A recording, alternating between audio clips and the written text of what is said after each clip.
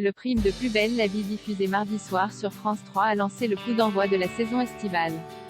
Découvrez ce qui vous attend dans les prochains épisodes du feuilleton quotidien. La diffusion du prime de Plus belle la vie mardi soir sur France 3 a signé le coup d'envoi de la saison estivale pour le feuilleton. Si, contrairement à l'année dernière, il n'y aura pas de saga de l'été, les scénaristes ont tout de même réservé de bonnes surprises pour les fans de la série afin de les tenir en haleine jusqu'au baisser de rideau, le 18 novembre prochain. Et si le prime a vu le retour de plusieurs personnages emblématiques, les derniers mois de la série devraient être marqués par de nombreuses autres retrouvailles. Il y a beaucoup de retours dans les intrigues qui arrivent à ainsi teaser Claire de la Rochefoucauld, la productrice de la série, au micro d'Allociné.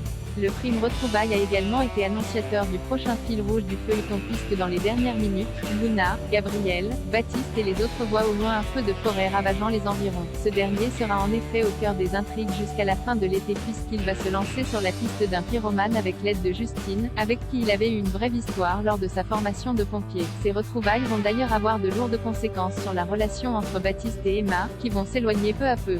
Est-ce la fin de leur couple? Réponse d'ici la fin de l'été. Claire de la Rochefoucauld a également confié lors de cette même interview que Lola allait être au centre d'une nouvelle arche qui devrait être une grosse surprise. Dans les résumés courts des prochains épisodes, Lola va en effet décider de partir seule dans la nature pour se remettre de sa rupture avec Noé. Un voyage initiatique qui devrait donc changer la vie de la jeune fille. Va-t-elle se retrouver au milieu des feux de forêt? Outre une intrigue autour de la santé de Myrtha et des histoires de cœur de Vidal, Claire de la Rochefoucauld a également teasé les prochaines arches de Plus belle la vie qui devraient nous amener jusqu'à la fin de la série. Elle a ainsi expliqué qu'une des deux arches principales verrait le retour de nombreux méchants. Si Alexandre Fabre, l'interprète de Charles Frémont, a déjà annoncé sur les réseaux sociaux son retour dans la série, la productrice a indiqué que son retour ne se ferait pas forcément dans cette arche-là. Le suspense reste donc complet. Elle a également annoncé l'arrivée de deux très belles arches sociétales, l'une autour de Laetitia, et l'autre autour de son fils, Kevin. Enfin, la toute dernière intrigue de la série devrait, selon ses dires, tourner autour des personnages du commissariat.